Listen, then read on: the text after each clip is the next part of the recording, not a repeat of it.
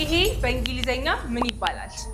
በእንግሊዘኛ መዶሻ በእንግሊዘኛ አራራቆም አታውቀውም? አላውቅም። እሺ it's called hammer hammer በለኝ እስኪ hammer እሺ መዶሻውን አቀብኝ give me the hammer እሺ give me ስጪኝ አቀብኝ hand me the hammer ጥሩ ይሄስ ምን ይባላል? መጋዝ ከተር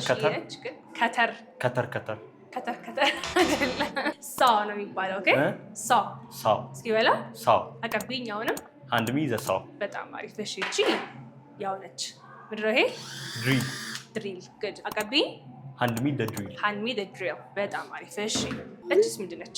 ወይቺን አቃታለሁ ብሎን አይደለ ብሎን yes ብሎን አይደለም አዎ ብሎን ነው እኮ እንግሊዘኛው ብሎን አይደለ በእንግሊዘኛ ብሎን screw ነው የሚባለው yes እስኪ በለው screw አቀብኝ hand me the screw በጣም አሪፍ እሺ ይሄስ መፍቻ በእንግሊዘኛ ምንድነው?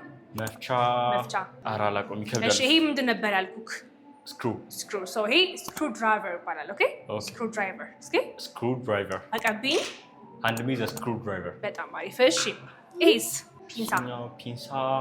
ፒንሳ ራሱ እንግሊዘኛ አይደለም ሌላ ቃል አለው ፒንሳ እሺ ይሄ pliers ይባላል እስኪ በለው pliers አቀብኝ hand me the pliers በጣም ጥሩ እሺ ይሄ ምንድነው በአማርኛ የሚባለው?